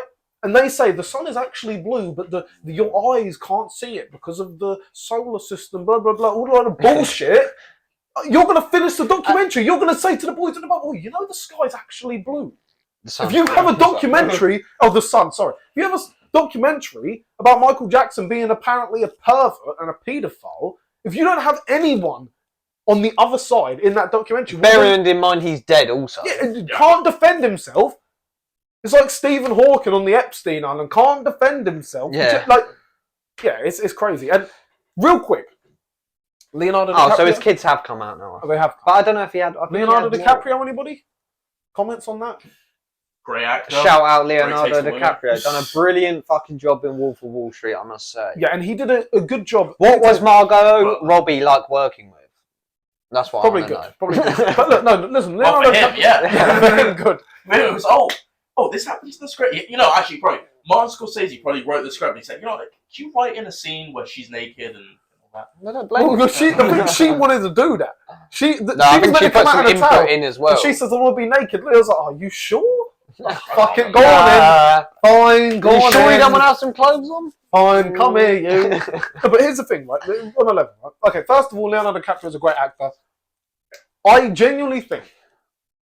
Right, he's woke, he's woke in terms of the environmental bullshit is crazy. It is crazy considering this guy owns yachts, goes on private jets. He flies private. Let me actually, before I get into the age thing and his girlfriends, let's just say, so he goes on about environmental bullshit for a very long time. Like his Oscar speech is contradicted. If anyone heard his Oscar speech when he won the Oscar for the Revenant, I believe it was. Yeah, that's a good film though. It's not bad. Yeah, it's decent. It's decent, right? So he does a speech, right? And in this speech, he says climate change is real. Global warming is real. We had to fly to the top of wherever the hell to find snow. And so you flew there. Okay, great. You're talking about global warming and we need to make a change, but you flew however far north just to find snow. So apparently the snow's melting, so you flew to it just to make a movie. What's more important, your film or the environment? Well, clearly your film. So if your film's more important, well then so's my holiday and my fucking car that blows out a load of bad emissions. Okay? It's crazy. He is contradicting, and yeah, he is woke in that sort of term, but that's why the media doesn't go after it, because he's so woke in terms of the environment stuff. That protects him, so that the media doesn't go after him for the under 25 girlfriend type thing. It's just comedians and people on shows on the internet. If he was a Republican or something like that, you would never hear there would be like a stigma around. They're like, oh, Leonardo DiCaprio is this like woman of this woman abuser and all that stuff. Obviously because he's a left winger. Just get away with it. Yes, there's a word for that. I mean, look at Ellen DeGeneres. I mean, like, she was a horrible person to people for years because she's like this she's a ugly, bloody lesbian. You know Ellen, is she the one that does that show? She does a show. Ellen, she was doing show. Yeah, there's some weird satanic stuff going on with her. Yeah. She looks like a hairless chimp that they put a wig on. That's not a bad. Yeah, that's not a bad assessment of her. But let's go quickly into Leo and the women. Right? I genuinely don't see an issue. Like, okay, he gets with a girl. She's 22. 3 years later, or 4 years, let's say she's 24, just about to turn 25, or maybe she's 25, just about turns 26, and he dumps her. So what? Her expiry date has gone out. Her expiry date has gone out. If you have a sandwich and it's going out of date, you're going to throw it in the fucking Why bin. not? Get rid of them at 25, people. But let's say, okay. Or just start young like Elvis, 14. Exactly. You start young like Elvis, no issue. Elvis pre-orders a girl, no issue. DiCaprio goes out of her for 3 years, gives her the greatest time and experience. She has the privilege of going out with an A-list actor, one of the greatest actors of his generation, one of the most famous men, and one of the most, well, he's not one of the most richest, but he's a rich guy, right? Having a great experience. She's on his arm for 3 years, and then he gives her the boot at 25. She should be thanking him, but he's a bad guy.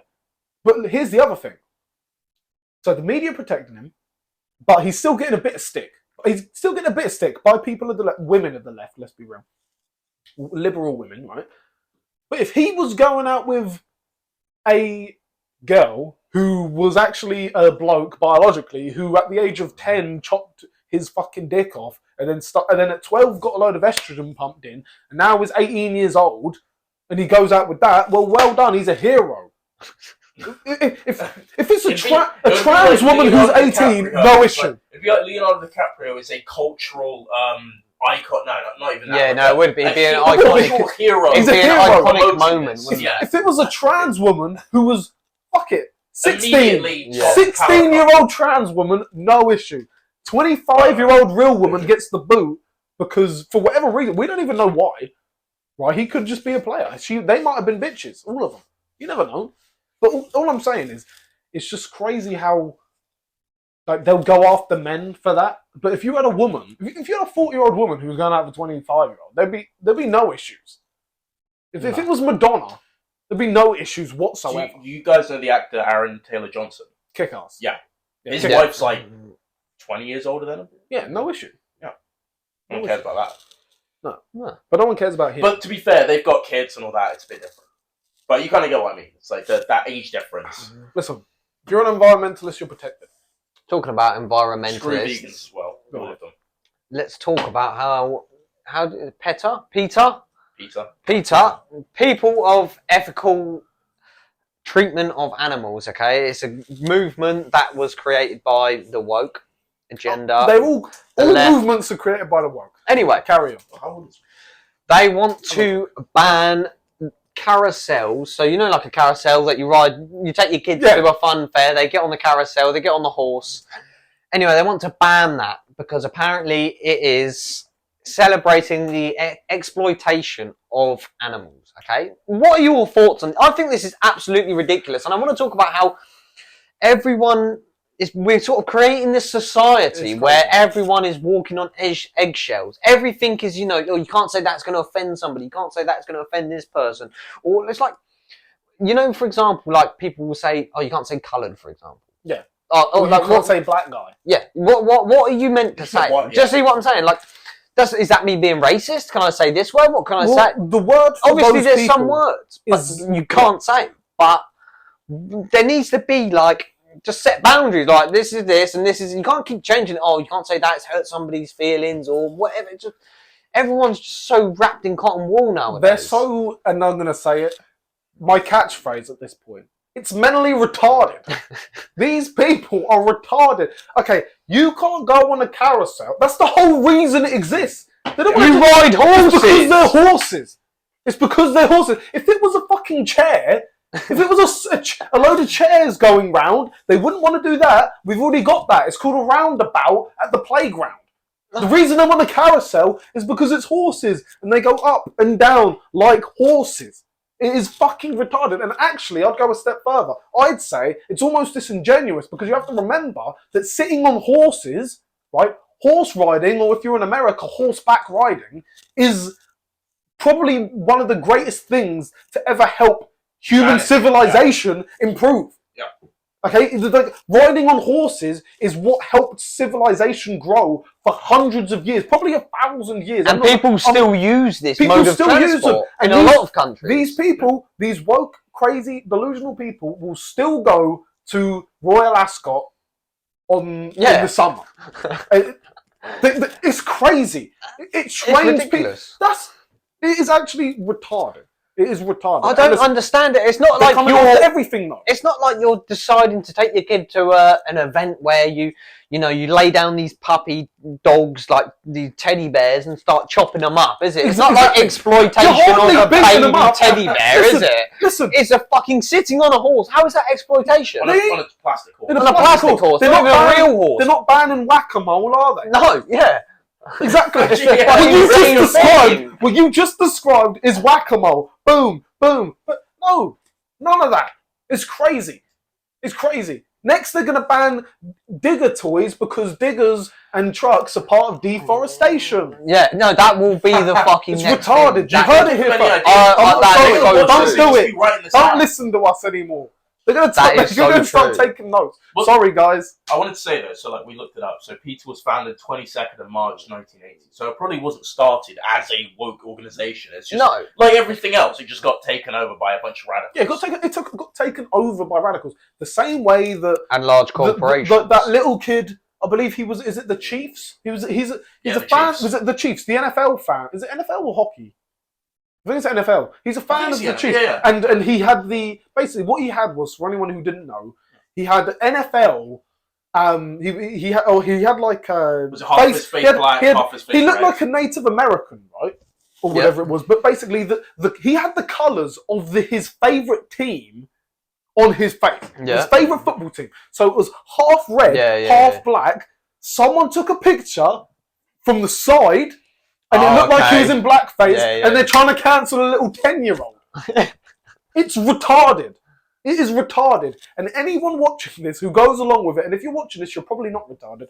You're probably on the right side of the aisle, right? But if you disagree with a little kid going half face, or even if you forget about the blackface thing, after they realised he was wearing half and half, then they started saying, oh, well, he's still impersonating a Native American. If you think that is crazy or you think that is wrong, well, then you're fucking retarded. You are retarded. But the thing is, if my little kid says, look, Daddy, like, you want to do some face painting, and he says, look, I want to paint my face black, I'm not going to go, oh, well, that's not appropriate. No, it's just, they don't know that, do they? They don't know what exactly. They don't know what's going on. I'm not going to say, like, I'm not going to let him walk around in the street with it, but I'm not going to fucking say no. But listen, I don't know what I mean. If I start watching a load of fucking Bruce Lee movies and I watch Return of the Dragon or whatever the fuck, and then I think, oh, you know what? I'm going to get one of those kung fu outfits, karate, Chinese boxing outfits, and I've got a fucking black belt on. Am I racist now? Am I offensive? No. But they're going to probably say it is. Because I'm not politically correct. Completely. It's retarded in each and every way. I think more if you showed up in a Fu Manchu. You know, what's a Fu Manchu? Yeah, what is a Fu Manchu? The fucking... Oh, yeah. If you show that and then with like some ancient dress, they might do. I don't know about if you but here's the thing. Like, that's bad, right? So that's inappropriate, right? Yeah, when they turn Snow White, fucking like near enough hot mixed race black Latina. Well, there's no issue there. Because she's a baddie Latina. yeah, maybe. Who don't like a Latina? Maybe. We'll allow it. We'll allow it. We should kick the why table. Not just test this. Let's go to Chinatown. Put you in a Fu Manchu. But it's not But here's the thing: the Chinese and the Asians, they have no issue. And no. It's white women. It's white women who don't like it. Yeah. It's white women who don't like it. It's fucking crazy. Asian people are more racist than anyone else. Like Asian Japan is the most racist country on earth. Listen, they are racist. Listen, people need to understand that the West is the least racist, but they pretend it is. Go to Africa. They're not certain parts. Go to Africa, like a predominantly black country, and try to be a white guy and see how they treat you. You will get abused, and they will be openly racist to you. No hiding it. No hiding it in any way.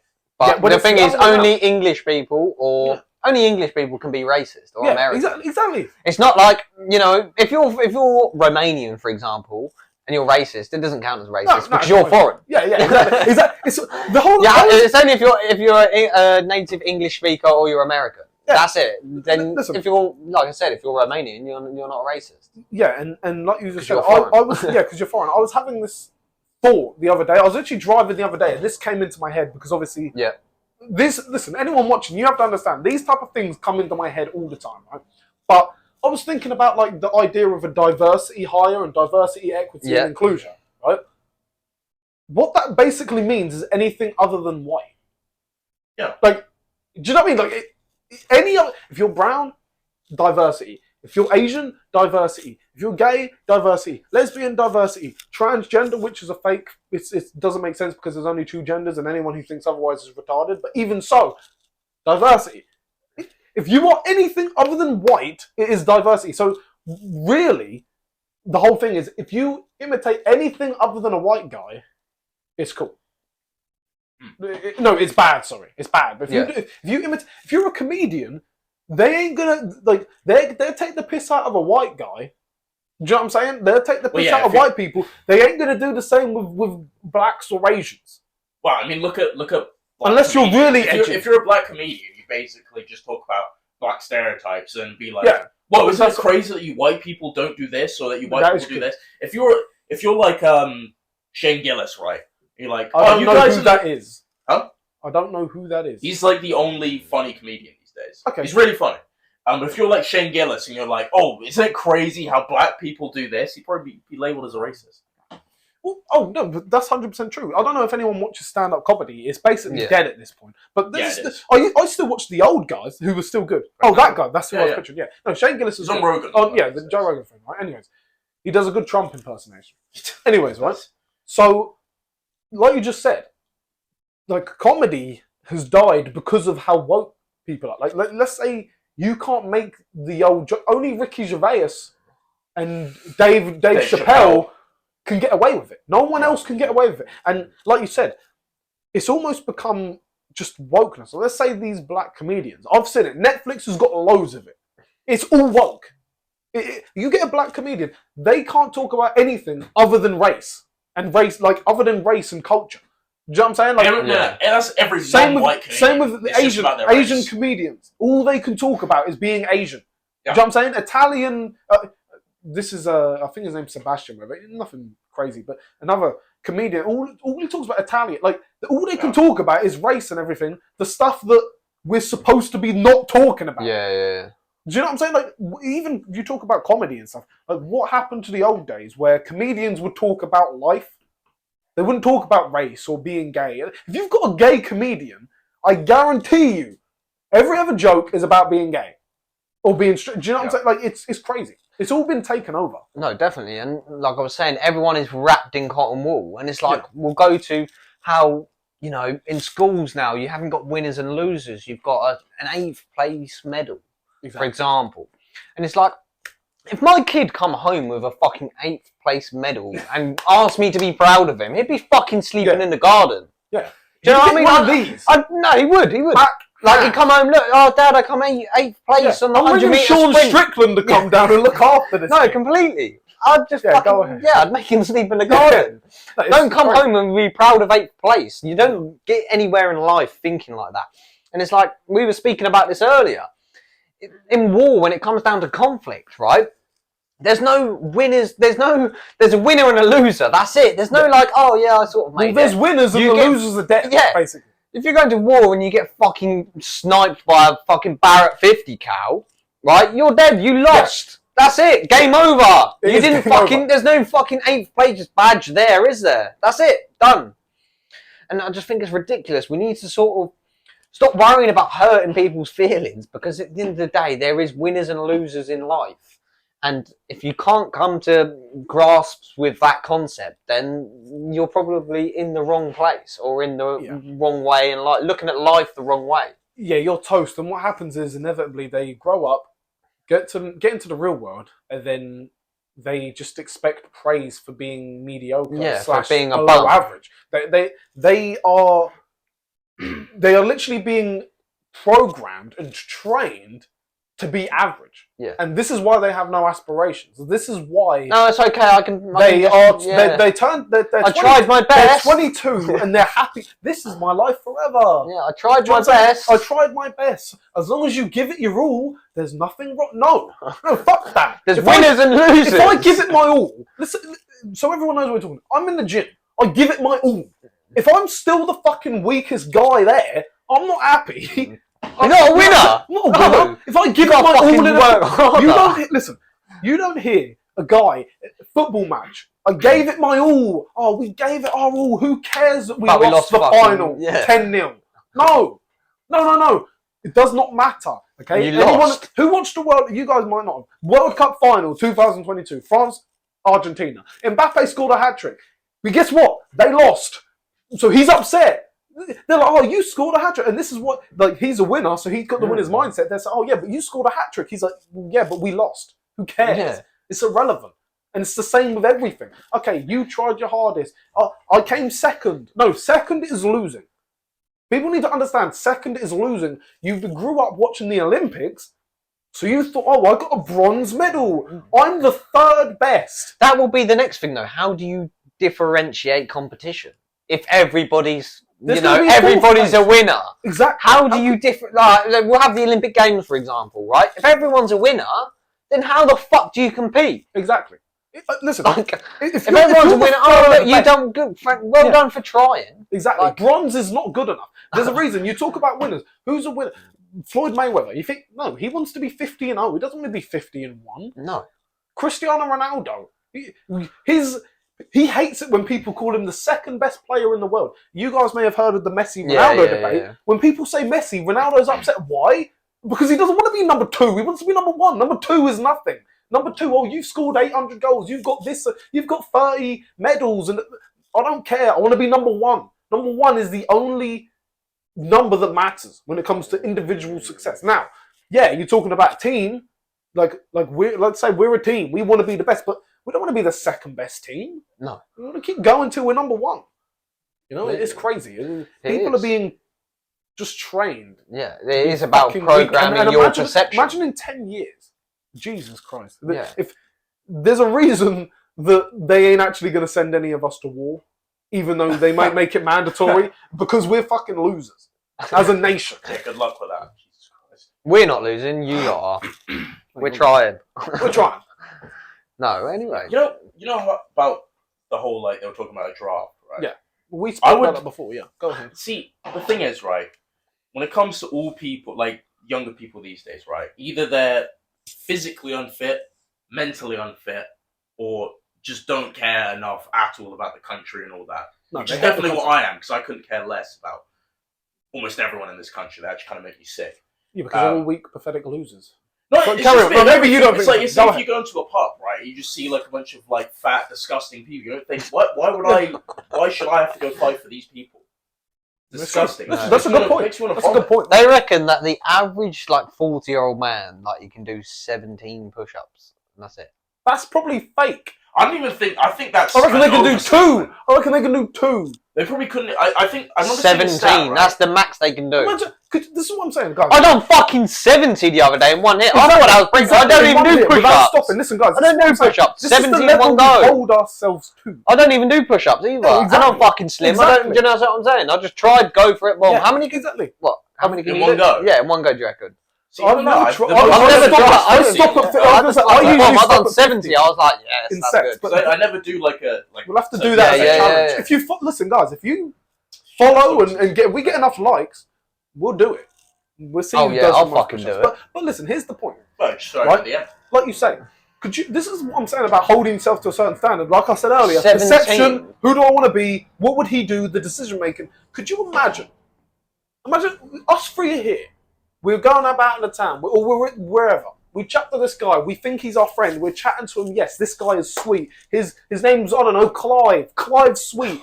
He's the 4th guy of our crew. And then we go to push up time. 17. 17. Fuck, get out of here. 17? No, you make me sick. You make me sick. If you're watching this and you 17 push-ups. Wow. I'll kill you! Get out of here! This is crazy, ridiculous stuff. It is actually sad. Most people embarrassing. Most people can't do 10. There was like, I remember seeing it was like only 5% of men can even do one pull-up. That's what I'm saying. I don't remember stuff. Please Google it. I love this average. stuff. I love stuff. Listen, guys, anyone watching, I've never stopped at 10. Do you understand? If I might be on, let's say I'm trying to do 1,000 push-ups. Okay? I get to 909. 22. So I said, what did I say? 17. 17, which is fair. That's 30 to 39 is 17, and 20 to 29 is 22 to 28. So you're saying somebody in our age category, 20 to 29, can only do 30. It's a joke. Maximum, no, 28, 22 to 28. And that's like gun to your head stuff. It's ridiculous. Well, listen, they're not going to be able to do more than 10 pull-ups. It's a joke. An average in their 20s. Okay, so an average man can do 2 to 4 pull-ups. That's disgusting. You make me That's your physical prime. Yeah, that is disgusting. No, but this is what I'm saying, guys. You need to train every single day. Like this is what people don't realise about competition, right? If the average man can only do 2 to 4, if you can do 8, you're fucking double. Like, you're double better than the fucking average man. Listen, every single one of us here, if you told us to, or someone started the trend, we'll do 1,000 in a day. And then I have to. No, but this is what I'm saying. So then you're worried that we see you as fucking scum and we don't respect you because you're a pathetic loser. You can't even do 23 push-ups, let alone 1,000. What the fuck? No wonder you have zero respect from anybody in your life, and your life becomes so pathetic. It comes from physical strength, because when you're physically you're physically weak on the outside, you feel it in the brain, and then it all comes into one. You realise you aren't shit, and then eventually you get to a position where your life has become on this such a depressing track, and you have zero self-confidence, because even if your life is going shitty, if you still know you're physically strong, at least you know you're capable of some victories, right? Then what happens is you're weak, you're mentally weak, you get to a position no one respects you, no one likes you, the girl you want doesn't like you, and she's openly admitting it, and then what happens? You fucking play this victim mentality, load up the fucking gun, boom, boom, boom, dead. And no one cares about you either. That sounds harsh. That sounds really harsh as I said it, but no one cares about you. Okay? No, it's true. And why should they? You don't even care enough about yourself to be able to do fucking 23 push-ups. It's a joke. 23. Yeah. This is from the ages of 20 to 29. You're a joke. You're a joke. You deserve all the pain that comes towards you, and that sounds harsh, but it's 100% true. You deserve it. You deserve to be upset and depressed on an antidepressant. Collateral damage. Right, should we end it there? Preaching, yeah. Let's end the show. But anything where can people find you? Okay, so you can. All our links are going to be in the description of the video. Find me on Instagram. I will tag myself in the bottom. Yeah, and that's all I've got to say. Thank you. Listen, guys. Thanks for listening. If you've made it to the end. Real quick. You need to be following a very special account on Instagram. That account is, of course, centerpiece_UK. Okay, we talked about at the beginning of the episode. We talked about hearing one side of a story, hearing another side, things that you don't hear because of the hold that the mainstream media have and they're controlling the narratives, etc. You need to be following Centerpiece UK. One, because you need to hear real news and you need to see all of the things going on around the world, not just the things that the left are showing you. And when I say the left, I mean the whole of the media, because they're all controlled by a few people at the top on the left-hand side of the aisle. You also need to be following Centerpiece UK, because Centerpiece UK is the reason that my show, the James Taylor Show, which is on Rumble, you can find that, is about, which also is kind of the same reason that even this show exists. Everything you're seeing right now, it all comes back to Centerpiece UK. Okay, so you need to respect that. You need to follow Centerpiece UK, because if you follow Centerpiece UK, then what happens is we get more engagement. The algorithm picks it up, even though we're already kind of at the bottom of the barrel, because the algorithm don't want to promote some of the things we're showing, because we're showing you real things that the media are trying to cover up.